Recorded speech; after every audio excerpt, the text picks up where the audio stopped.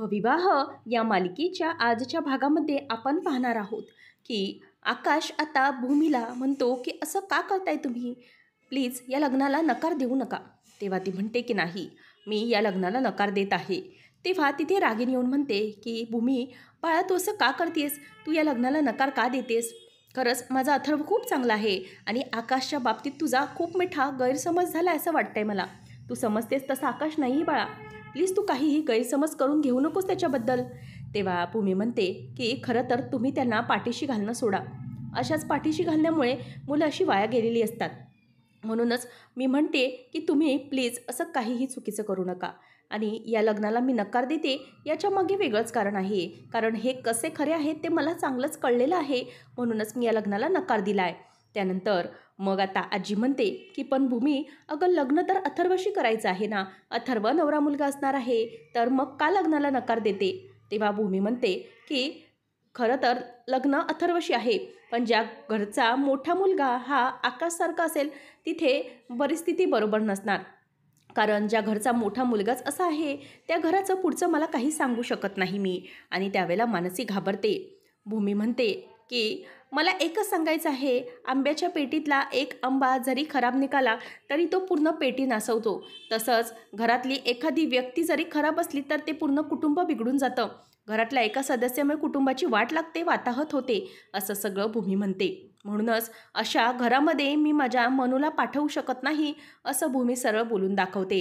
त्याच वेळेला आकाश आता काहीच ऐकत नसते. आकाश म्हणतो की प्लीज असा काही गैरसमज करून घेऊ नका, माझ्यामुळे यांचं लग्न मोडू नये असंच मला वाटतंय. भूमी म्हणते की नाही, प्लीज असं काही होऊ देणार नाही मी. हे लग्न कॅन्सलच आहे, कारण मला या लग्नाला विरोध करायचा आहे. म्हणूनच या लग्नाच्या बाबतीत मी फर्म नाही आहे. माझ्या मनूला मी अशा घरी नाही पाठवू शकत जिथे असे प्रॉब्लेम सगळे चालू असतील. त्याच वेळेला मग आता आकाश हा मनूकडे बघायला लागतो आणि मनूला जा म्हणून खुणावतो. त्याच वेळेला तिथून आता मनू निघून जाते आणि ती रडत रडत मुद्दाम जाते. त्याच वेळेला माधवराव म्हणतात की भूमी बाळा, जा मनूकडे जा, बघ तिला काय झालंय ते, तिच्याशी बोल, जरा समजव तिला. असं म्हटल्यावरती भूमी म्हणते की हो बाबा, मी जाते आणि समजावते तिला. भूमी निघून जाते आणि त्यानंतर मग आता सगळेजण भूमीकडे पाहतच राहतात. आकाशलाही टेन्शन आलेलं असतं की आता सगळं नेमकं काय होईल ते. आजी म्हणते की आता काय करायचं आकाश आपण, भूमीने तर सरळच लग्नाला नकार दिलेला आहे. तेव्हा मग आता रागिनीला हे सगळं पाहून खूप मजा आलेली असते. रागिनी, पौर्णिमा आणि नीलू तिघीजणही एकमेकांकडे बघत असतात आणि हसत असतात. त्यानंतर मग भूमी ही किचनमध्ये येते जिथे मानसी रडत असते. मानसीला ती म्हणते की मनू प्लीज माझं ऐक, मला काय बोलायचं आहे ते समजून घे. मनू म्हणते की ताई काय झालं आहे आणि तू असं का करतेस, तू का लग्न मोडतेस. तेव्हा भूमी म्हणते की बाळा, हे सगळं साधं सोपं आणि सरळ आहे. मला कळतं आहे की तुझं अथर्ववर खूप प्रेम आहे. मग ती म्हणते की तुला कळतं आहे ना की माझं त्याच्यावर प्रेम आहे, तर मग तू का समजून घेत नाही आहे आमचं प्रेम. आम्ही दोघं एकमेकांना खूप आवडतो. मग जर आम्हाला लग्न करायचं असेल तर तू का मध्ये असं करतेस. त्यानंतर भूमी म्हणते की मनू बाळा, समजून घे, मी तुला काय समजवते ते. अगं, ज्या घरातला तो मुलगा आहे तो असा आहे म्हटल्यावरती बाकीचे सदस्य कसे असणार याचा जरा विचार कर तू. तेव्हा मनू म्हणते की मला बाकीच्यांशी काही घेणं देणं नाही आहे. अथर्व चांगला आहे, अथर्वची आजी आणि आई दोघी पण चांगले आहेत, मग आपण बाकीच्यांचा विचार का करायचा आहे. तेव्हा मनूचं बोलणं भूमीला कळत नसतं.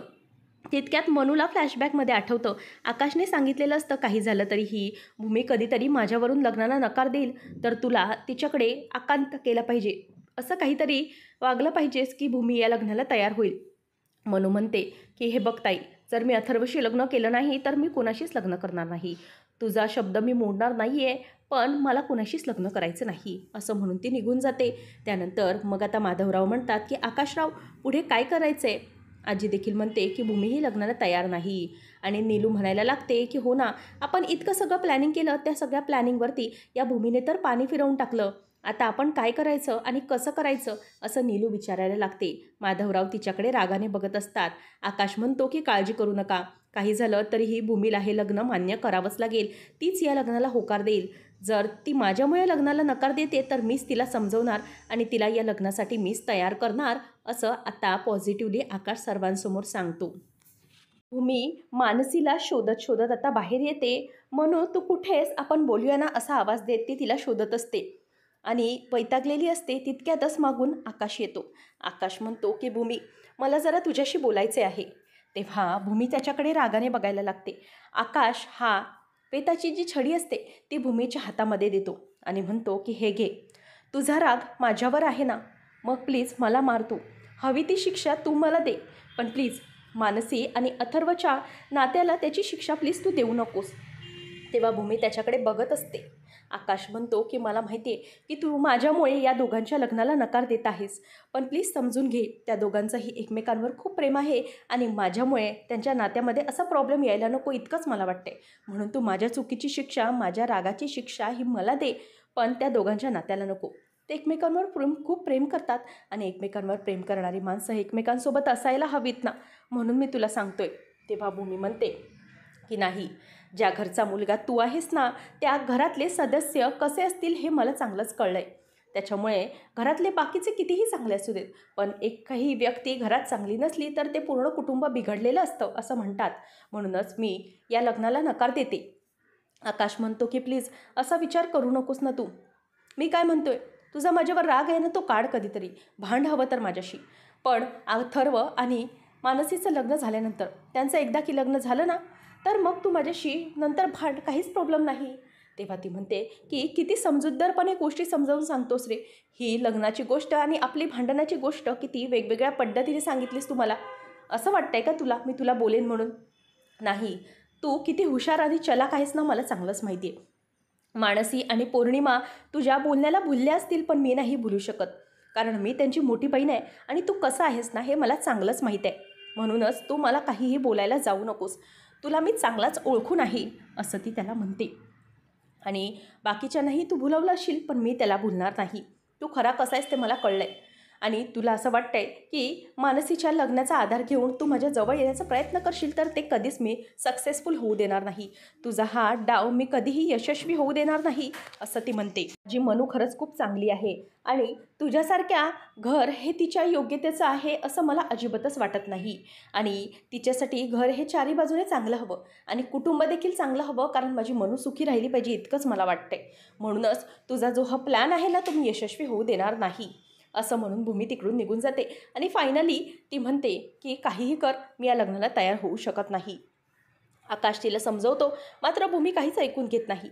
त्यानंतर इथे आतमध्ये रूममध्ये चर्चा सुरू असते की काय होणार आहे नक्की, काय माहिती. भूमी लग्नाला होकार देते की नकार काहीच कळत नाही. आता भूमीला असं वागलेलं पाहून आजीलाही टेन्शन येतं. आजी म्हणते की नेमकं काय होणार आहे, जर भूमीने नकार दिला तर. आता माधवराव म्हणतात की हो, आकाशराव तर समजवायला गेलेत, काय होते ते बघूया. पौर्णिमा म्हणते की किती प्रॉब्लेम आहे, हिच्या एकूमुळे आम्ही आमच्या नवऱ्याला, लग्नाच्या नवऱ्याला पण भेटायला जाऊ शकत नाही, लपून छपून जावे लागते, नुसती तारेवरची कसरत आहे.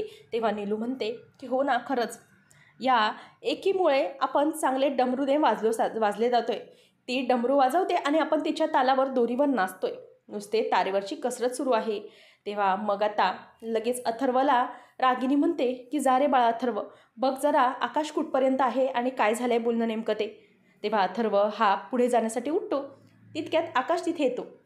आकाश आल्यावर सगळेजण त्याच्या भोवती गोळा करतात आणि म्हणतात की बोल आकाश, काय झालं. रागिनी पण म्हणते की भूमीने लग्नाला होकार दिला का. सगळेजण त्याला प्रश्न विचारत असतात. माधवराव म्हणतात की आकाशराव बोला ना, काय झालं. सगळे अगदी जीव मुठीत घेऊन आहेत काय झालं हे ऐकण्यासाठी. तेव्हा मग आता आकाश हा माधवरावांच्या बोलण्याला मान डोलावतो आणि म्हणतो की नाही, भूमीने नकार दिलेला आहे लग्नासाठी. आता हे ऐकल्यावर सगळ्यांनाच टेन्शन येतं. माधवराव म्हणतात की काय, भूमीने नकार दिला.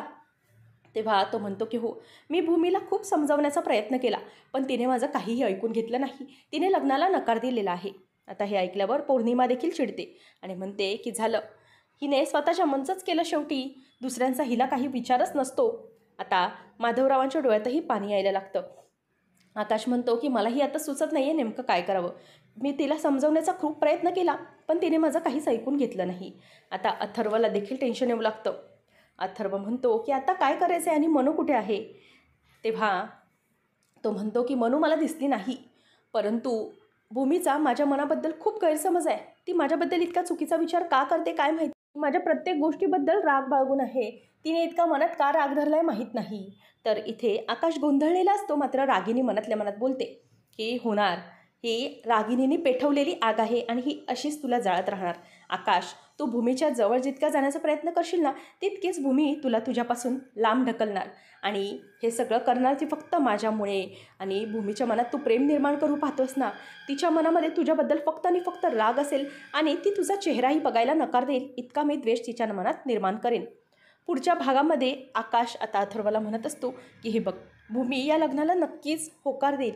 जेव्हा तिला समजेल की तिच्या माझ्यावरच्या रागापेक्षा तुमच्या दोघांच्या प्रेमांची इंटेन्सिटी जास्त आहे, तेव्हाच ती या लग्नाला होकार देऊ शकते. त्याशिवाय काहीच होणार नाही, अथर्वला असं तो समजवतो.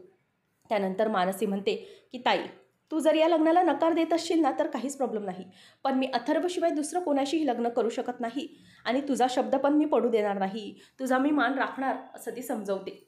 त्यानंतर आकाश आता मनातल्या मनात म्हणतो की देवी योगेश्वरी, तुला तुझ्या मोठ्या सुनेच्या हातून तुझी ओटी भरून घ्यायची आहे ना, लवकरच ते होईल, असा कॉन्फिडन्स त्याला आलेला असतो. असेच अपडेट्स पाहत राहण्यासाठी आताच आपल्या चॅनलला सबस्क्राईब नक्की करा.